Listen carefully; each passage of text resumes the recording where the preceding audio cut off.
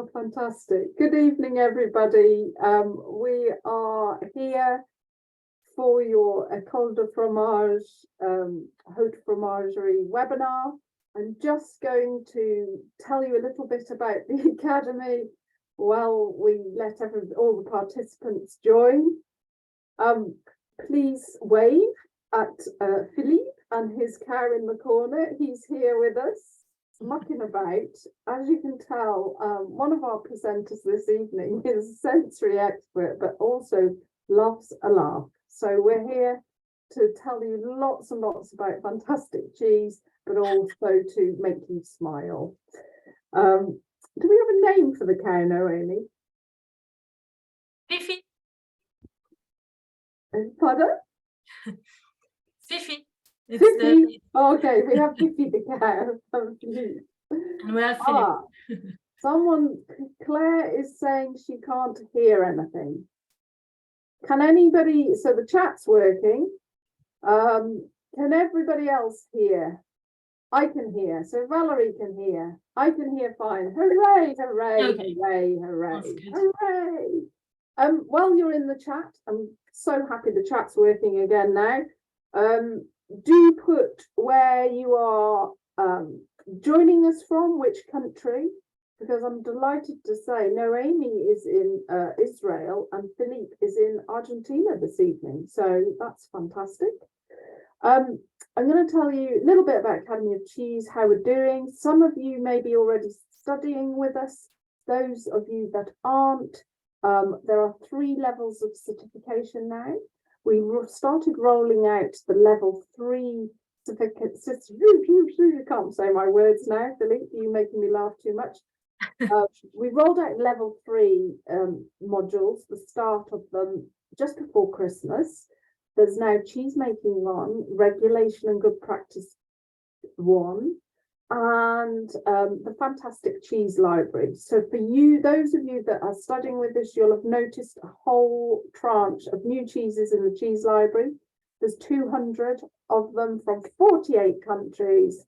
So you can travel the world through our digital cheese library, which is so exciting. And we are so relieved to get it out there because it has been a mammoth task, absolutely mammoth. So there's still a few joining, fantastic. We had over 300 people register for this webinar, and I can see there's about a third of you already here. Looks like you're from all over in the chat. Lots of people from the UK, Ireland, Ukraine. Hi from Ukraine and Canada and Oregon. Amazing. The Netherlands. Welcome, welcome. Switzerland. This is the wonderful thing about webinars, isn't it? That we can all join together from all over the world. We have debated at length whether the virtual thing is over, but I am so delighted by this evening to see you all here and from all over the world. So I don't think webinars and virtual is over. Watch this space for Big Cheese Weekend later in the year.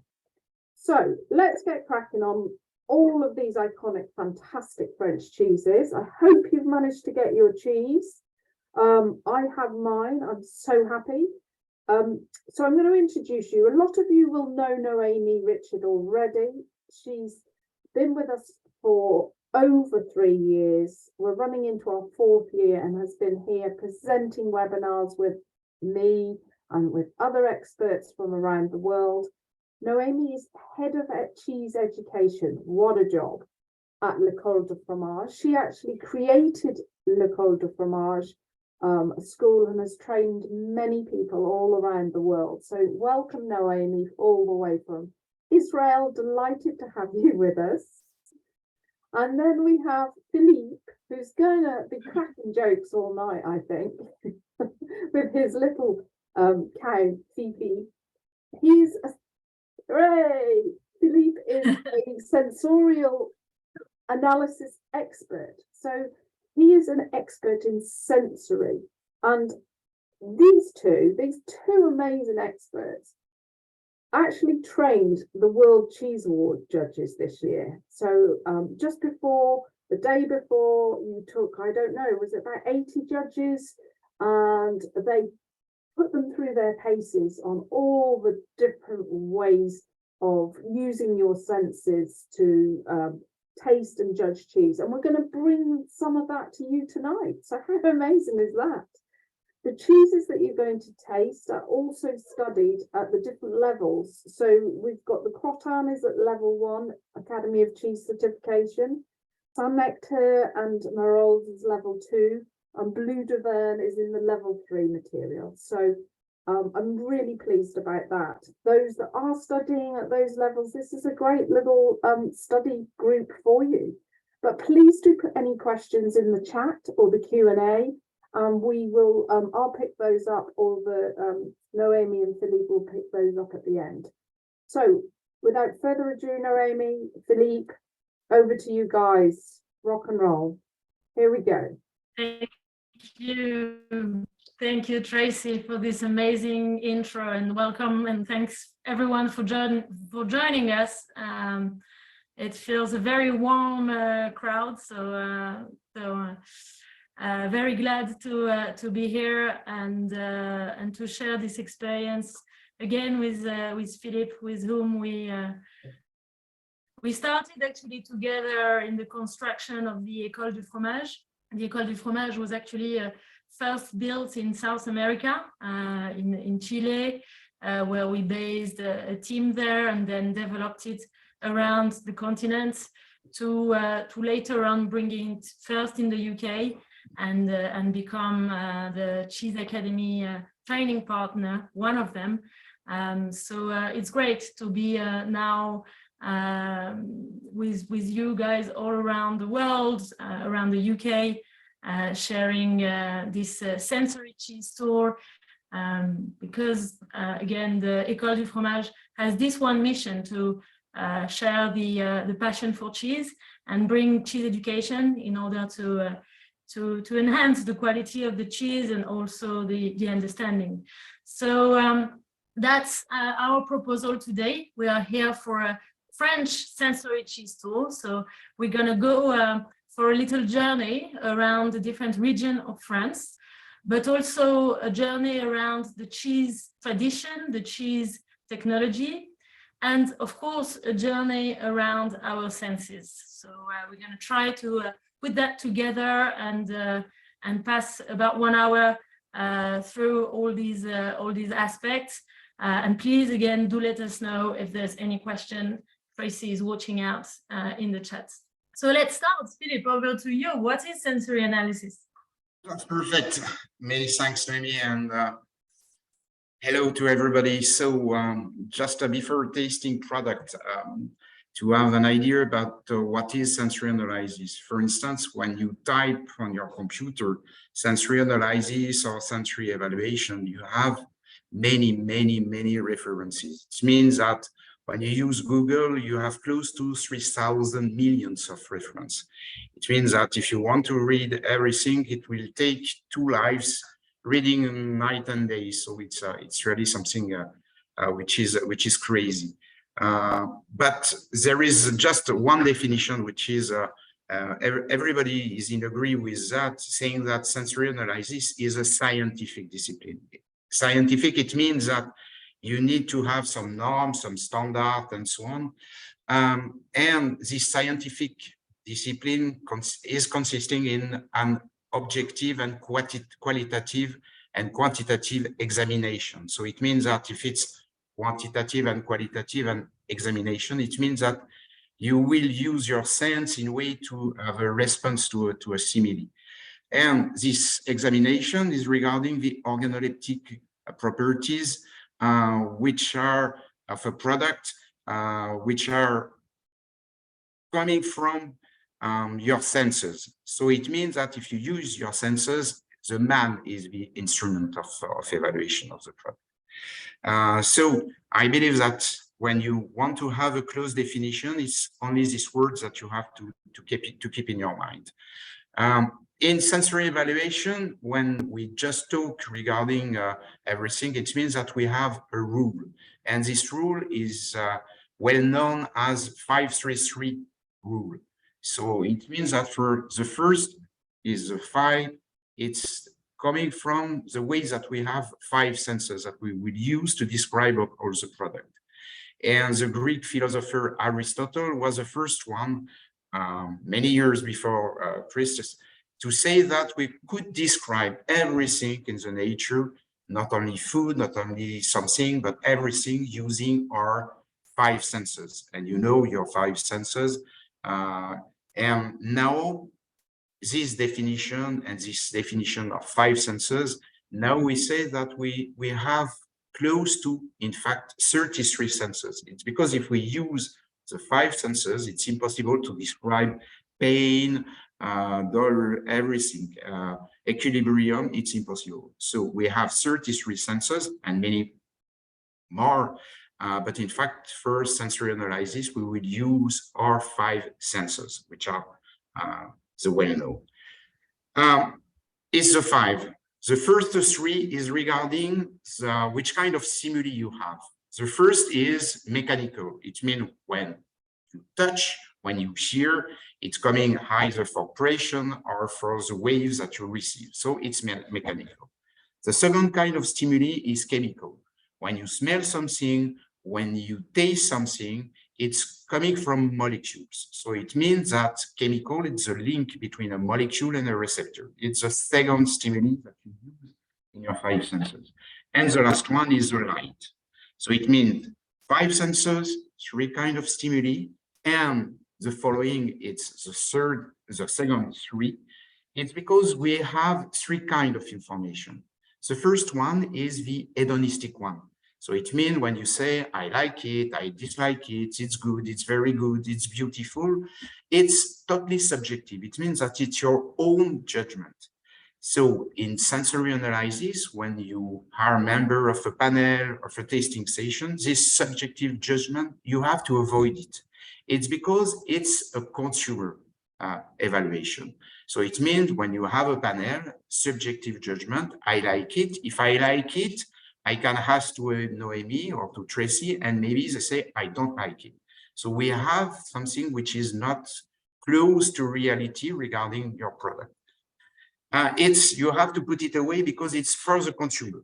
And when you are within a panel, you use the other one. It's qualitative. It means that you have to qualify what is your perception, what you see, what you feel, what you smell. It's totally objective, and you could learn it using some wheels to describe the product. It's qualitative. And the third one is quantitative. It means that you have to describe the intensity of your perception. For instance, you can use it to describe a product, saying that you have a smell of milk. You can say that if it's a low perception, if it's a medium one, a high one, or you can use it when you compare two products, saying that product A is with a higher level of bitterness than product B. So when it's a technical way, you have just only to keep in your mind that you keep qualitative, quantitative, and qualitative description. Avoid everything which is regarding something which is totally subjective. And another way, when you evaluate a product, it's one of the rules of sensory analysis, you have to describe it in a logical way. So first, you just have a look to the product, you describe the aspect, external, internal. After that, you touch the product, you smell it, and after you taste it. It's just like in Molière, in Mr. Jourdain, in Le Bourgeois Gentilhomme, we do sensory evaluation each day, but we don't know that we do that. When you go to a shop to buy some clothes, to buy your trousers, to buy everything, first you do the same thing. You have a look, you touch because it's the quality of everything. You don't smell it, of course, and you don't taste it, but it's a way to do, it's acting in a logical way. View, touch, smell, taste.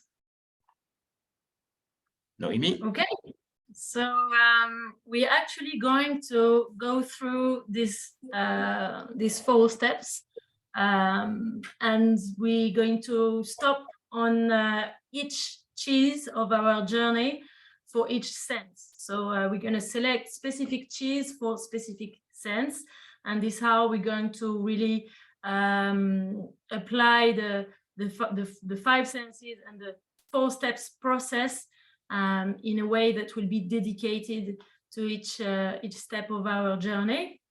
And actually, our journey is starting in a place of France that is very known for its winery reputation. It's also a big sea fish products. It's the 3rd biggest region for pears, and it's the region of the Cointreau. So we're going to the Loire Valley. Loire Valley being the northwestern part of France, and its emblematic cheese is actually the Crottin, which is the first stop of our journey, belonging to the lactic cheese family. The Crottin became really popular in this region after the phylloxera crisis, which is a crisis that at the end of the 19th century attacked the grape. It's a disease for the grapes, and therefore the winemakers had to clean the lands, and for that they brought many goats, and this where the region became popular, and the winemakers converted as cheesemakers, and this region really started to develop a big variety of cheeses. Alongside the Crottin, we also find the Valençay, Pouligny, the Sainte-Maure. They all have what we call the lactic coagulation and the development on the rind of the yeast that is the Geotrichum. That's their common characteristic. And then obviously between the different cheese, according to their shape, according to their specific maturation process, we're going to find diversity in terms of sensory characteristic. A very historical hint for these cheeses is actually Napoleon. Napoleon made the Valençay and the pyramidal shape of this cheese very iconic, because if you look at the cheese, they don't have the top of the pyramid, and it says that by the when Napoleon went back from his battle in Egypt, he obviously lost there and was given these cheeses. So being upset from the defeat, he took his sword and just truncated the top of the pyramid, and since then the cheese became without the top. Between legend and story, we know that at least from this time these cheese were already served and developed. So Talleyrand, another French politic, was also writing a lot about this type of cheese. So coming back to our Crottin in terms of usage, before we jump onto its sensory characteristic, Crottin is very classically used. I heard that we have some chefs among us. So the salade de chèvre chaud in French, which is just warming up in the oven on top of a fresh crunchy baguette, is something that works really nice on a salad.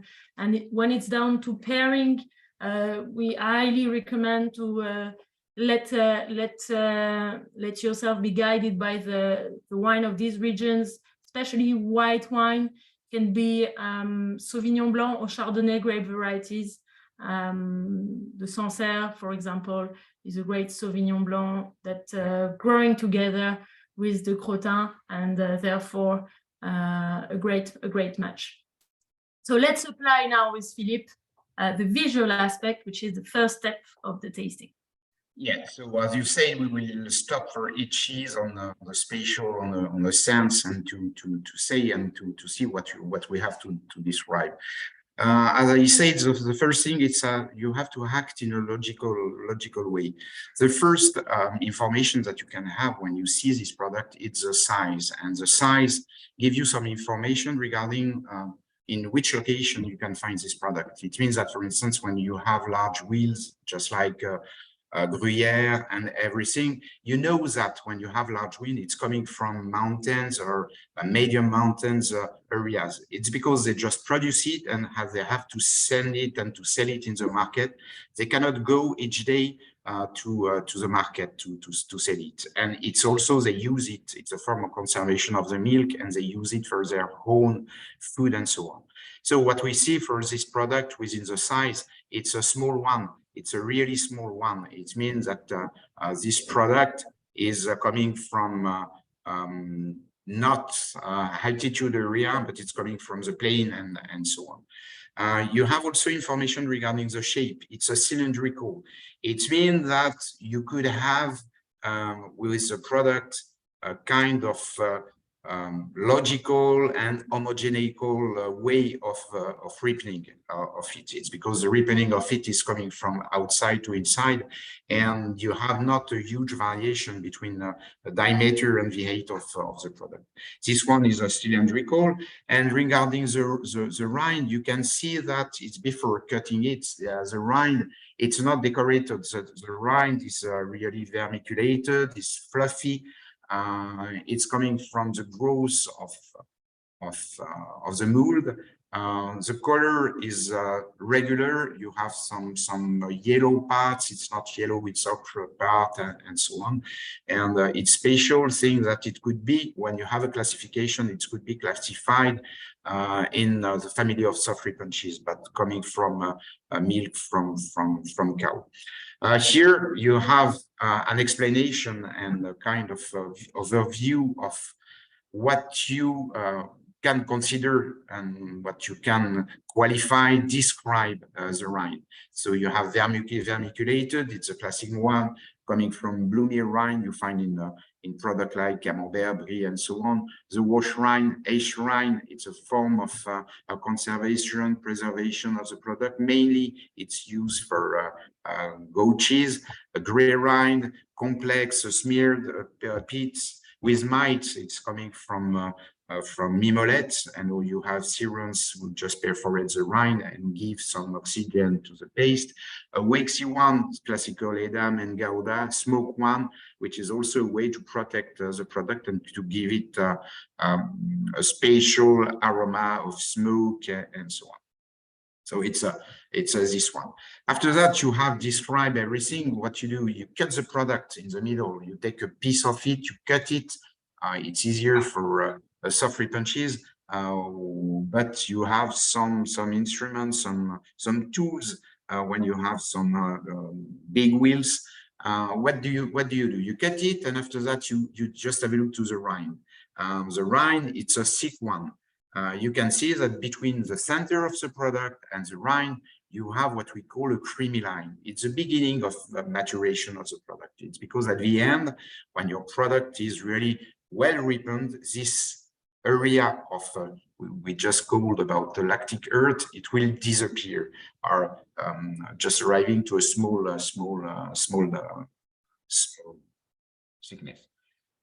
You just describe the color of the paste. Usually when we talk about the goat cheese, it's really white regarding the color of cheese that which are produced from cow milk. It's homogeneous, it's runny, because maybe it could be the creamy line which is runny. It's homogeneous, you have no holes, you have nothing, you have no crack, no split, nothing. There is no crystal in your product. I believe that's what we can say, Noémie, regarding the visual description, internal, external, and internal aspect. Exactly. So to make your life easier, we summarized the main sites: vermiculated rind, creamy line under the rind, slightly chalky heart as well. What we have as a characteristic, a visual characteristic. We can also remind the white color, that is characteristic of goat milk. And because we are sure that you will also enjoy the other senses, we put for you on the screen a couple of descriptors, but we will dig into these types of descriptors more as we go. But yeah, generally the crottin will have this caprine, slightly herbal aroma, and on the mouth you will repeat the textural aspect that we did observe, and also have some savory notes with the hints of honey that are really characteristic of this specific crottin, at least. So next stop. We are going to the region of the Piment d'Espelette, or of the jambon de Bayonne, or as well of the very famous French cherry jam that is pairing very well with the cheese that is also coming from this region. I want to talk about the Basque country. So we are now in the southwest of France, in the Pyrenees and the foothill of the Pyrenees. And the next cheese coming straight from this region is the Tome de Brebis. So Tome de Brebis is actually the product that we will focus on following. Obviously, Brebis in French, here is the spelling, by the way. Brebis in French is the sheep. And we know that this southwestern area of France is very known for the shepherd tradition and for the raising of sheep for hundreds of years. Sheep are very well adapted because we are here in a climate that is fairly rustic, with very cold winter and warm summers. So the sheep has this facility to adapt, and we have three types of breeds that are really characteristic of this terroir. So the sheep milk has the characteristic of a high amount of fat matter, so it's a very rich milk, and that's very interesting for the cheesemaker at the moment to make different types of cheese. And we are also in sheep milk with a very seasonal milk. So we have a milk production of about half a year. So we need to make a process that will allow to preserve the cheese for much longer. And that's where the hard cheese technology is coming from. So it's also a characteristic that we will find in the Alpine cheese, but also very well adapted in the Pyrenees. That the tradition in the Pyrenees, it's to make not that big wheels. You know, we know that in the Alps we can get up to 40 kilos for Beaufort or Comté cheese as well from the Jura mountain. In the Pyrenees, we are more around 2 kilo, 4 kilo wheels, so smaller, because we access also quicker to the valley. And the étorquis, or the Tome de Brebis, is heritated from this tradition. The other very popular one is the Osso-Irati, that is coming from this region, and is actually the PDO that really maintain the cheese tradition in this area, because we're talking about 50 years ago. The area was actually starting to lose its farmers, and thanks to the creation of the PDO, they managed to make it rescue the tradition, rescue the value of the cheese, and therefore we have today a very well and very important cheese area of France, thanks to all these sheep milk, Osso-Irati, étorquis cheese. As an historical hint, the cheese was actually hundreds of years ago used as money to pay the contracts of the lands. So it was really important for the families used to do this cheese. And for the foodies, it's a cheese that works really well, again, on top of what we call in France tartine, so bread. It's nice to use the Piment d'Espelette, pepper bell from the region as well, and some green lettuce to go with. And in the oven, it's also baking very nicely. And again, a regional pairing would be with the traditional wine of Basque Country, which is the Irulegi. And generally, the rosé are nice because we will see that the Tome de Brebis is something very smooth with some flower notes. So we have some characteristics that are reminding as well the rosé. So, Philippe. Yes, after that, we just act always in a logical way. It means that we have a description, a visual description of the product, external, internal evaluation and description of the product. And after that, what we will have to do is to touch the product. And touch will give us many information regarding the texture, regarding the temperature, regarding if you have some moisture outside, or if it's a sticky product, if it's fatty, for instance. You know that Manchego sometimes at the surface of the products, they just brush it with oil and so on. So you have also information regarding roughness and so on. So it gives you many information that will be useful for you when you will put your product in your mouth. It's regarding the touch, it's the most extensive organ. It means for each people, we have just close to 2 meters square of skin, and in which you have a lot of different kind of receptor. For instance, something which was really amazing, it was, I believe 10 years ago, Wimpy company, the fast food company, take in account that they have within their client blind people. And they say that when they are alone, they can do nothing. They can even choose some product. So they decided to put at the surface of their hamburger, they just have an organization of sesame seeds, and in the way to give them a message for people, that people can, with a touch, read just only to say what they are eating. The first message was 100% beef prepared for you, and the other one was to describe what you have inside. So it was a good thing, and it's show you the importance of the touch. It's something which is a small history regarding that, but you have many information.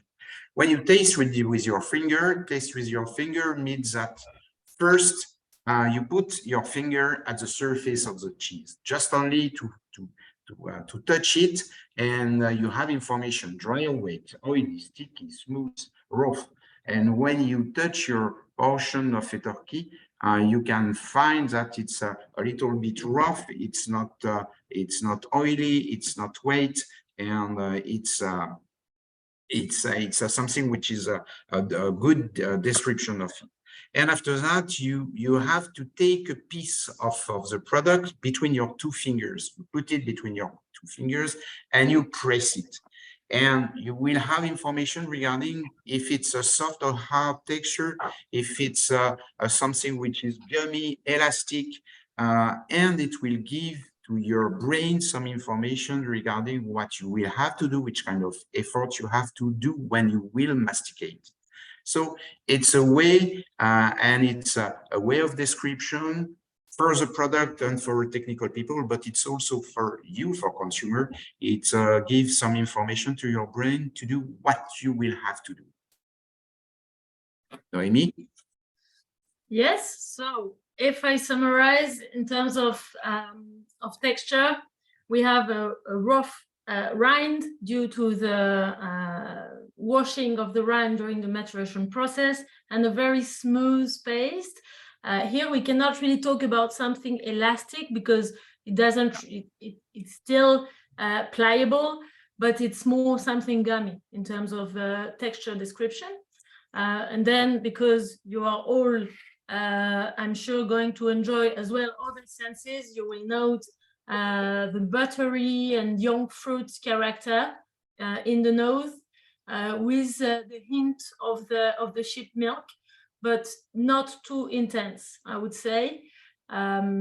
This cheese is relatively well balanced.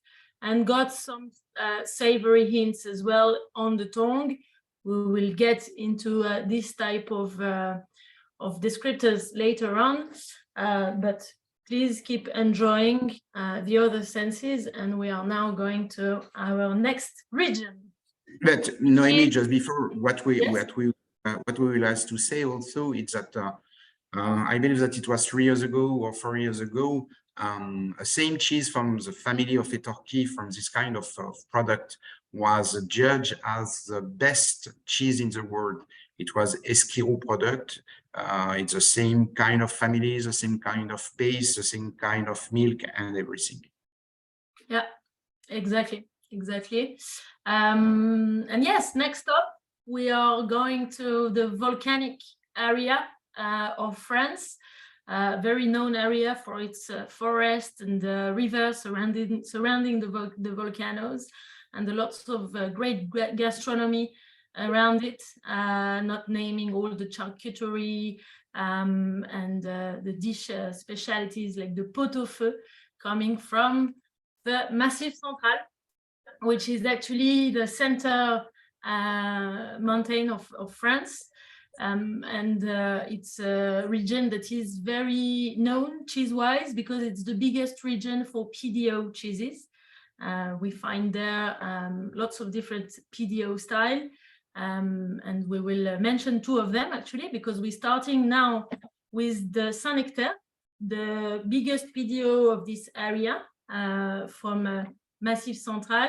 We also call this area Auvergne. Auvergne is the name of the region, and Massif Central is the general name for the surrounding of the mountain. So and the mountain itself, obviously. So the Saint-Nectaire was actually back in its history matured on top of straw, and its first name was actually Gléo, which means straw in French. And because it was matured on this straw, the cheese started to develop this very gray rind, and what we call the mucor, which is the name of the gray mold that is developing on the rind. And this cheese have become famous thanks to Louis XV, that always wanted to have this cheese at his table. And the cheese became PDO in 1955. So the PDO back in time was called AOC, which was the French version of the PDO, and obviously in 1996 it became a PDO for Europe.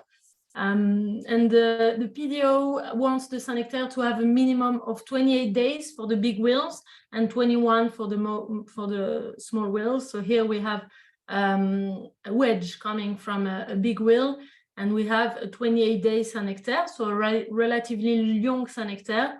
And we'll see. I'm not going to preempt too much, but there's lots of aromas derivated from its young age. As we mentioned, it's a hard cheese. So again, we have a process of pressing the cheese, but without cooking the paste, for those who are level 1 already. And Saint-Nectaire took his name actually from the same village, the village of Saint-Nectaire, in the center of Auvergne. It's more and more used as a hot eating dish. So you can buy the full wheel of Saint-Nectaire, cut it in the half, or just take off the rind and put it in the oven for about half an hour, and the paste will bake very well, very nicely. There's a dish called la matouille that is actually using this concept. And for the very greedy of you'd love to have another regional pairing, which can be made of Pinot Noir or Gamay grape varieties. which are grape varieties that are giving a very light body to the wine, and therefore making it a nice pairing to this cheese that is also very light. We will get into it. Pinot Noir from Burgundy work very well too. We will go mainly for light-bodied red wines as per our recommendation. The next cheese, before we explore them with our smell sense, is the the Bleu d'Auvergne. The Bleu d'Auvergne is actually the iconic blue cheese from this area, also produced with the Montbéliard cow, which is the main breed that is characteristic of this terroir. We know from the history that the discovery of blue cheese and blue mold might have come from the bread maturation, that by it's rye bread actually, that by getting older will become moldy. And this is at the beginning, in the origin, was this bread that was used to actually seed the milk, and therefore produce this development of blue cheese inside the paste. Today there is one cheese that's still doing it, which is the Roquefort Papillon, but most of the other blue cheese are using laboratory-made molds, but still seeded, put in the milk, and then it's the maturation that will allow what we call the marbled paste to develop. And the way for the blue mold to develop is actually to perforate the cheese. So that's why you can see these needles that are just passing through the cheese and allowing the air to flow. And this is a condition that is indispensable for the blue mold to develop. The blue mold is called Penicillium roqueforti, and it's actually developing with air. So if we wouldn't do this needling, the mold would never get there. Talking about the PDO, so again, PDO means selected area. It's one of the widest PDO that's involving many different departments, as you can see. And it's also a PDO that requires a minimum of 28 days maturation. And Bleu d'Auvergne can weigh between 2 to 3 kilos according to the PDO.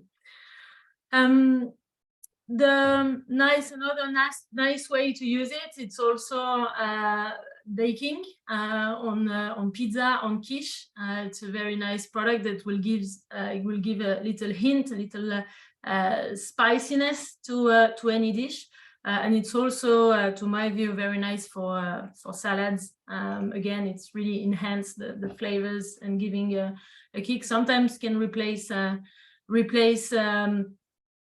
to use any other salty ingredients. So yeah, and as a pairing recommendation, Sauterne or late harvest, sweet wine, desert wine, port as well, work really well in general with blue cheese, and for sure with the Bleu d'Auvergne. Yes, my third step regarding the smell. Maybe can you go to the following one, please? Yes. Thanks. So some data regarding the smell, and that you have to know that, for instance, we have some close to 900 genes which are just in codes for receptors. It means that 900 genes for encoding, it's a large part, close to 80% of our human genome. So it takes a large part. We have 1,000 different kind of receptors, but it means with that we could be able to recognize 10,000 different smells. 10,000 different smells if we train our nose and obviously, if we train our brain.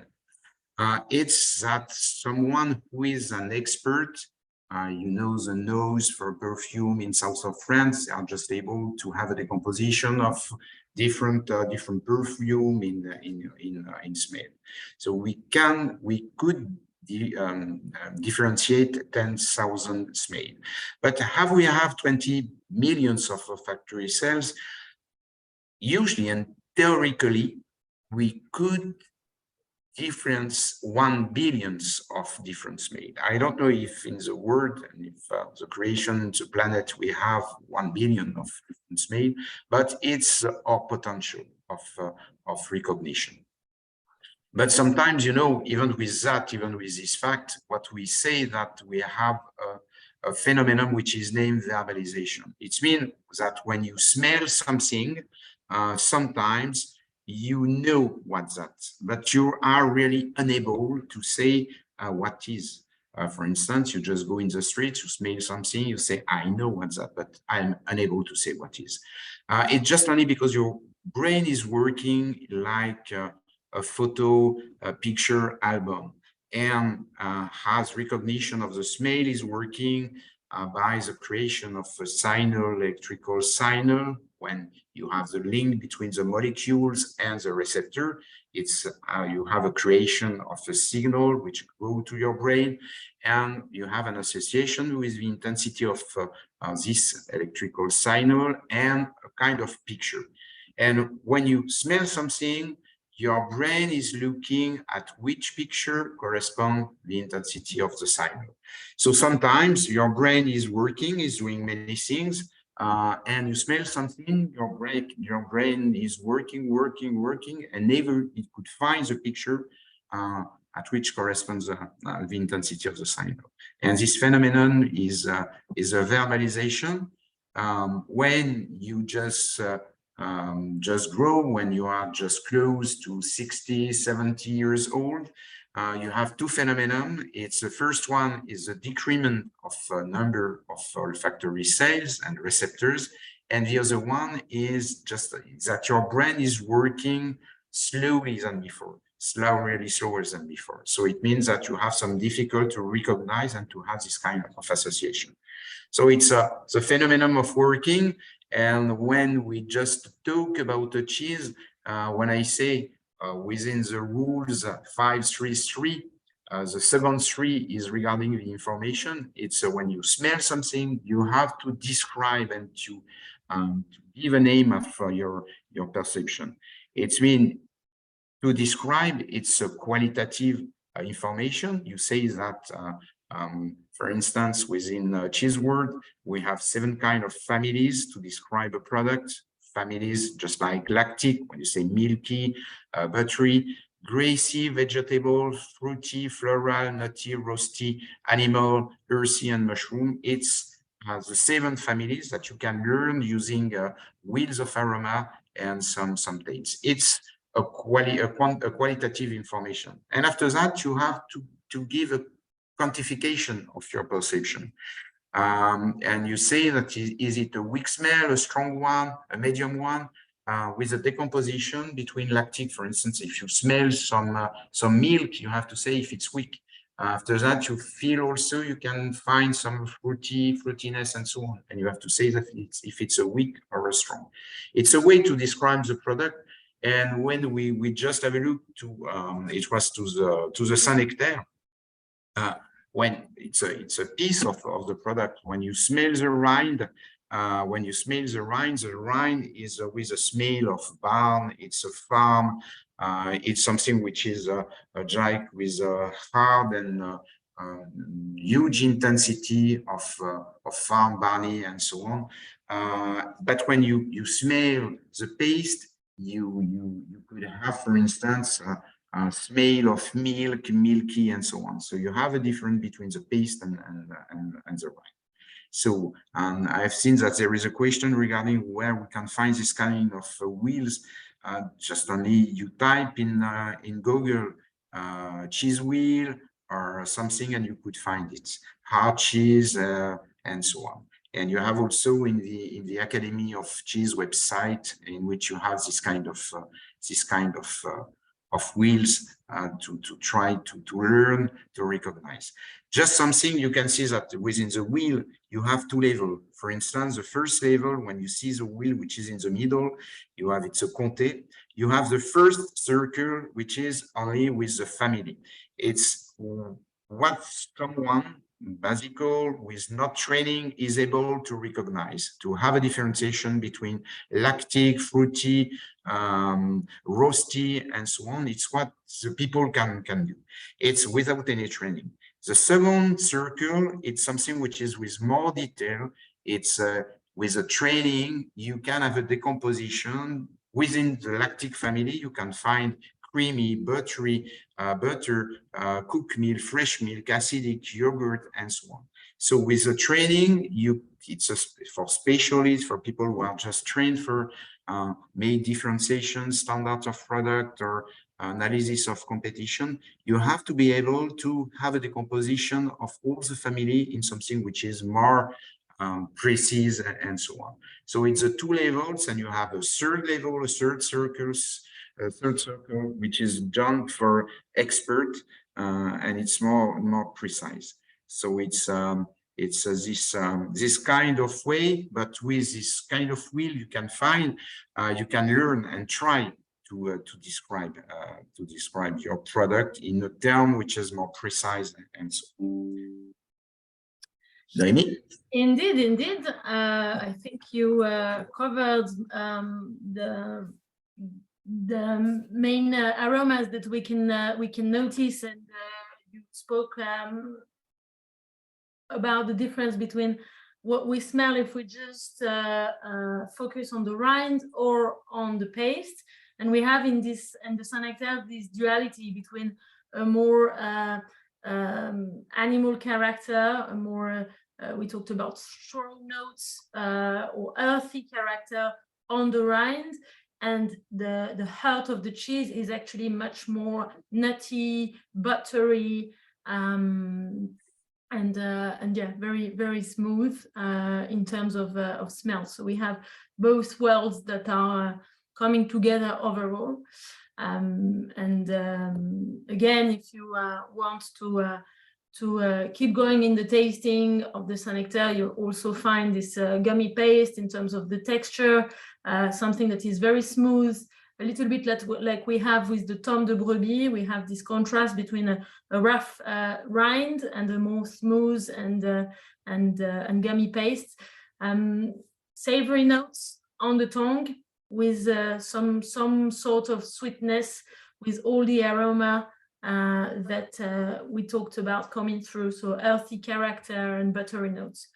On the Bleu d'Auvergne, we have a strong minerality, which when we talk about minerality, we have two worlds of minerality. We have the organic minerality, that is everything of related to wood, to forest, the earthy minerality aspect of it.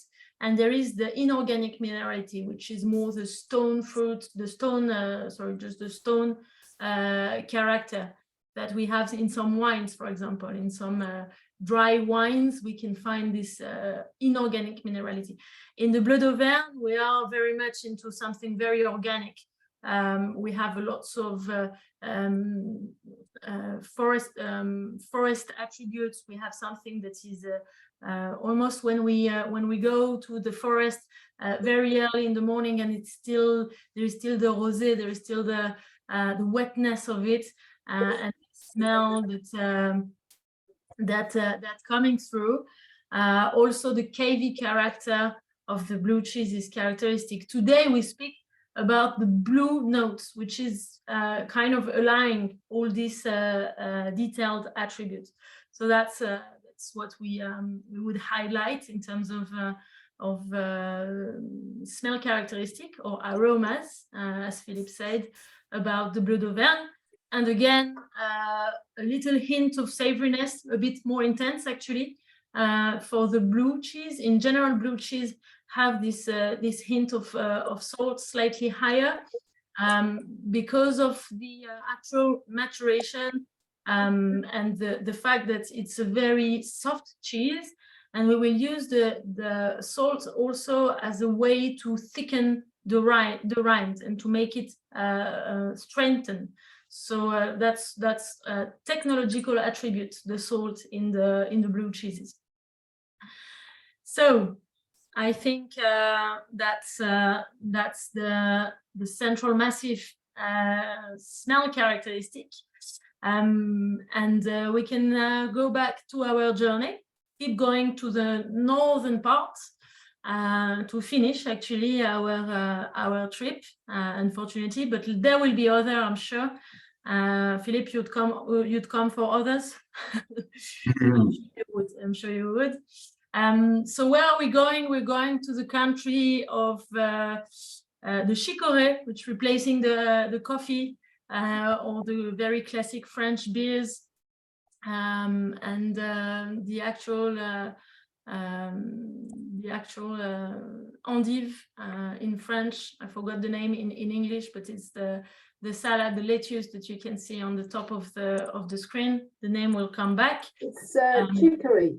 Chicory. Okay, so it's the same name as the coffee plants that there is in this area, which is north of France or north of France, and it's really the region of the maroilles. The maroilles is another PDO coming from two departments, the Aisne and the Nord, that you have highlighted on the map.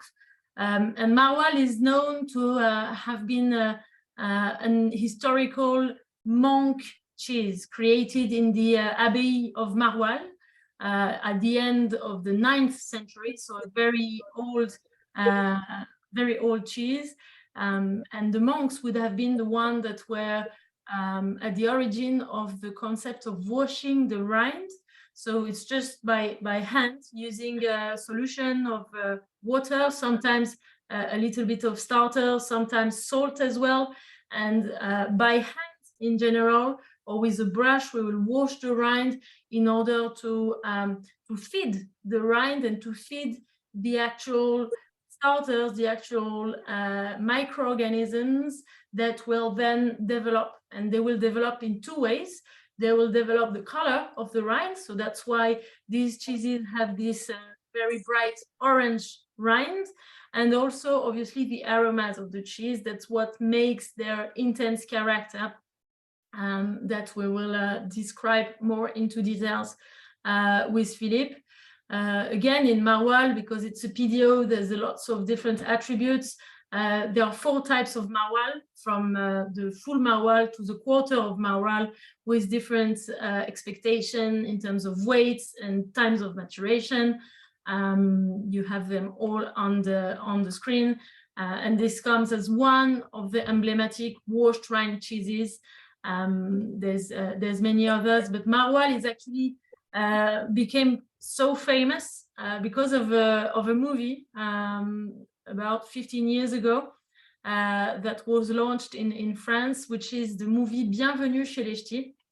And this movie is actually presenting the story of a Parisian guy that's arriving to the north, and the north is known for being a very socially rustic place. So it's a nice it's a succession of crazy adventures from a Parisian guy getting hosted in the north, from very warm and nice people, but very different. And this person is discovering the maroilles on his journey and discovery, and it's actually a great funny moment of the movie. I think before Philippe is taking us through the flavors, we will have a little a shortcut of this movie. So let's have a look. C'est du caramel et de le chicorée. On rajoute toujours de chicorée dans le café. De la quoi? De le chicorée. Goûteux avant de dire du mal. C'est pas bon, c'est ça? Si, c'est très bon. Qu'est-ce que vous mettez sur le pain que vous trempez là? Un pain. Et du maroilles. Du maroilles, qu'est-ce que c'est que ça? C'est un fromage que je fais un petit peu fort. Comme je le lis là. Vous pouvez goûter? Non. Et bon. Ah, c'est aussi fort une fois à l'intérieur. C'est pour ça qu'on le trempe dans le café. À la douche. Ah oui, trempe? Non, je préfère pas. Allez.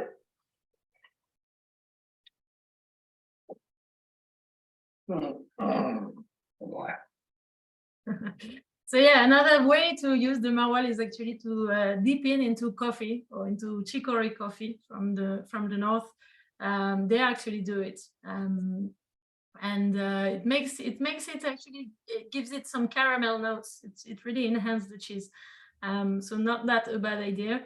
And it's also very nice cheese for baking. Chardonnay is a brilliant grape variety. Generally, Chardonnay from New World will have more woody notes, woody character, and that's going very well to the rustic characteristic of the maroilles that Philippe will take us through. Yep. It's the fourth step regarding sensory analysis.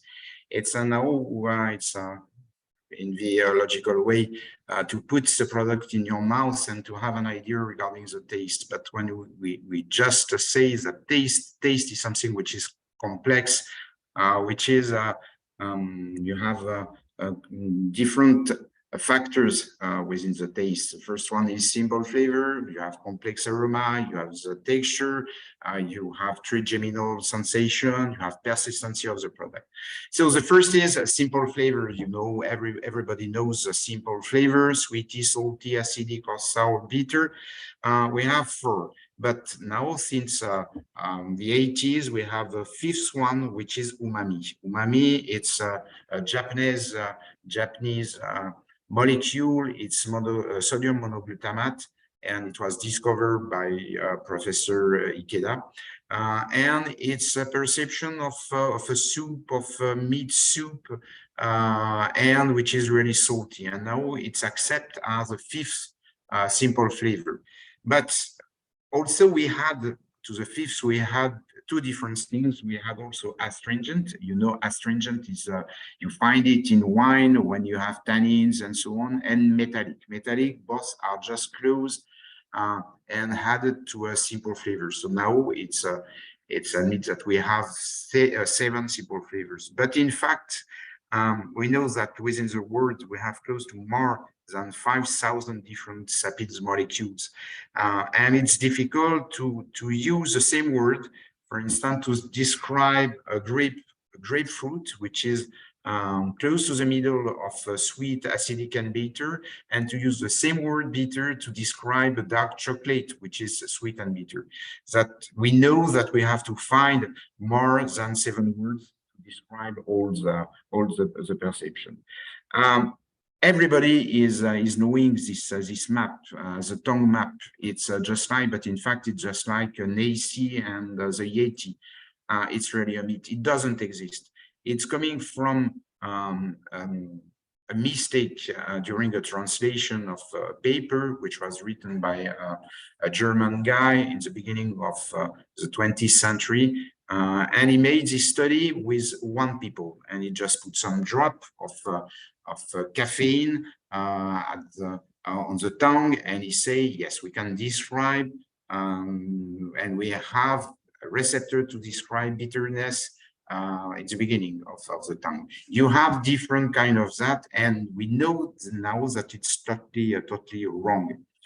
It's because it's depending of a genetic, of the position of receptor, and it's just like for us, it's just like fingerprints. We have no, you haven't 2 peoples with the same kind of print of receptor within the tongue. Complex aroma is the same phenomenon than smells. Smells, it's using the nose, and complex aroma is just when you have a mastication, and with the heat of which is within your mouth, you have a liberation of molecules, and they use the retronasal way to go at the same place than the others. Same phenomenon, you have a link between molecules and a receptor. This link creates a kind of signal. This signal arrive to your brain, and your brain is always acting like a photo box. Texture, you have 4 ways, and when you put your product in your mouth, we say that with a finger you can have an idea regarding the texture of it. The second way is when you put, for instance, a piece of chocolate between your incisor. It's a fracture of everything. The third one, you put a piece of your product between the tongue and palate, and you just put the pressure. In this way, you can define if it's a smooth one, if it's a soft one, if it's a hard one, if it's a grainy one, and so on. And the fourth one is when you chew with your molars the product, and you can see that if it's a sticky or if it's with the presence of reminiscence particle. It's how you can have the evaluation of texture. The first part of taste is a trigeminal sensation. It's coming from the nerve trigeminal, which just innerve your eyes, the nose, and the maxillary part of the maxillary. And you can just imagine when you smell ammonia, you are crying, your nose, you have some problem with nose and within your mouth.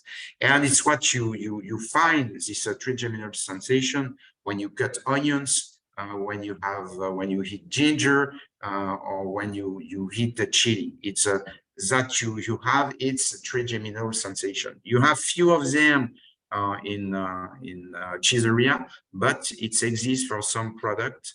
For instance, in United States, when you add some chili to the product, you have some jack with a chili, and even when Noémie talk about etorki or osoirati, you have some etorki or osoirati with inside some. It's this way trigeminal sensation, and after that, Noémie, you can go to the following one. It's 2 different things. It's aftertaste. It's a new sensation when you just swallow, and when you just hold the product at the end, some different kind of aroma could appear. And after that, you have the last one, which is the length of the product. It's mean when you masticate it, you have an impression, you have all the aroma, you have all the single flavor in your mouth. And we say, for instance, that when this persistence is less than 5 seconds, we say that it's a short one. For instance, you can find that for fresh paste, Philadelphia, or something like that, which is just only milky. It's really short because after 5 seconds you have nothing in your mouth. It's a short one. The medium one, it's when it's between 5 and 15, and the long one, it's more than 15 seconds. So let's put that all together and focus on the mouthfeel of the maroilles, which has actually lots of information to give. In terms of the simple flavors, we incline for umami character or savory character, which is very typical for maroilles, almost something meaty. It feels like a rich meaty flavor. This is on the tongue. And then in terms of texture, the maroilles will generally have the chalky heart, something a little bit more fresh in the very center of the cheese, and something more creamy, but still relatively firm texture. That's what we are noticing as we taste the cheese. And in terms of aftertaste, so what we call the complex flavors that Philippe described, that we will get first through the nose, but then after chewing through the aftertaste circuit. Here we will have the buttery character of the heart and the strong, more animal character of the rind that are coming through. So obviously, this is a intense cheese with a long length in the mouth. And therefore, we talk about a long persistence, a long length in the mouth. And that's overall what we can get just by tasting the cheese, just by the last senses. We thought to use the maroilles, which is very complex and very interesting cheese, and it's got a lot to offer, to focus on this sense that is bringing a lot of characteristic, as opposed to the other senses that were really mono focus. Here we have a lot coming through the flavors, the texture, the aftertaste, and obviously the length is coming from this sense, and that's giving us the sensory image that will stay forever. Philippe? Yeah, it's with all the information is it just arrived at the part of your brain. It's a thalamus which is close here, and they go in your brain, in the cortex, where they join different kind of information regarding aspect and view and so. And it's create a multidimensional image of the product. This image is just stored in your brain like a picture.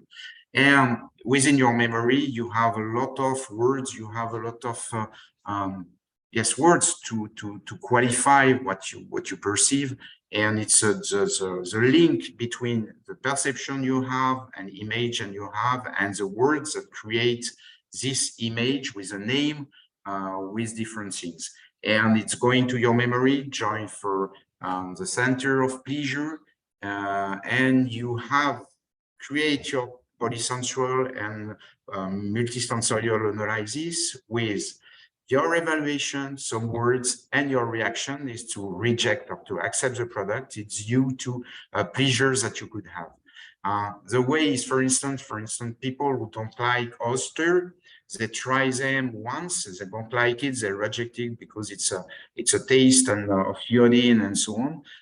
So they reject it and they haven't to taste it again a few months after to say, I don't like that, just only because they have the image and all the pleasure, rejection, and so on in it. They just see them, information go to the brain have the association with the taste, everything with the word, it's oyster, it smells iodine, and you have the reaction saying, I will reject it. So it's a way to create, and everything is stored in your brain regarding that. Noémie? Thank you very much, Philippe. Merci. And that's giving an end to our sensory French cheese tour. And it was a great pleasure to do it with you. So thank you again, Philippe, and thanks everyone for chatting and being so interactive. It was a really nice session. I think we need to thank you guys. That was fantastic. It was like so informative, and so lots of people are saying in the chat that it was just so visually presented. So we do have just one quick question in the Q&A, which, I think, Philippe, you managed to answer it, did you? We captured them, yeah. Yes, Philip has answered what semi-hard cheese is similar to Spanish manchego. So we're good. We've answered all your questions, Q&As. Mark was asking to know a little bit more about the maturation of the Bleu d'Auvergne. Yeah. A lot of these cheeses are studied with us on all of the Academy of Cheese certifications. Many of you have studied with us, some of you haven't. We'd love you to join us. And this has been a whistle-stop tour of sensory, but it is very in-depth, and it's we've got a lot of information into this 1 hour. So as we launch the level 3 tasting module, which is available to everyone, Charlie Turnbull, who's written the module, has consulted with Philippe over some of the content, and it's going to be a very excellent module to go away with as well. Sorry, Philippe, you were going to say something.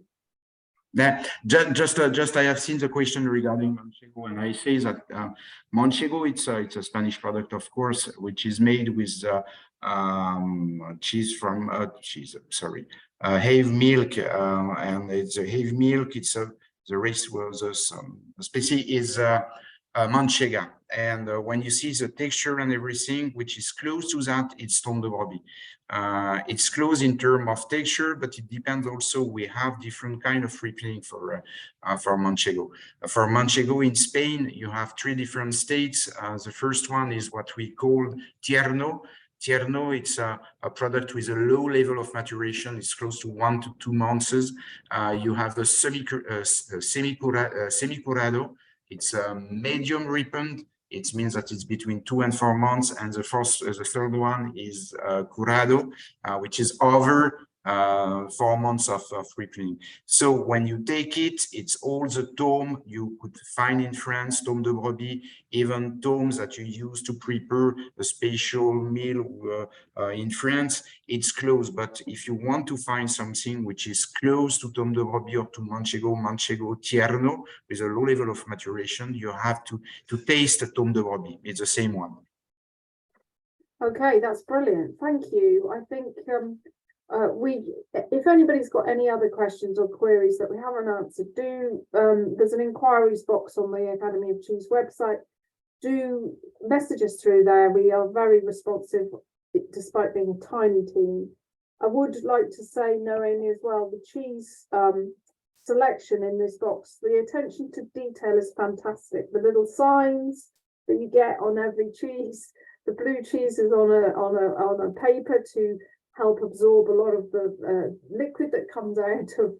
So if it's just perfect. And we had a couple of people saying, I think they were saying privately to us as hosts and panelists, what a good value pack it is. But if anybody wants to get those 5 cheeses, were just wonderful. So thank you both so much. We're going to end the webinar now, and just delighted. We need to go again with the next round as soon as possible. But thank you both. And can't wait. Thank you very much. In Israel and safe times in Argentina. Philippe is off to Brazil tomorrow. Do you dance, Philippe? Yeah, but now I'm just 37 degrees. It's a beautiful weather. And yes, I will work with Brazilian cheese after working with Argentinian cheese. So it's always a pleasure to be with you and to share the few things I know. It's always a pleasure. Vast knowledge, amazing. Thank you both so much, and God bless. See you soon. Thanks. Thank you. Thanks to everybody, and have a good night. Bye-bye. Bye-bye. Bye-bye.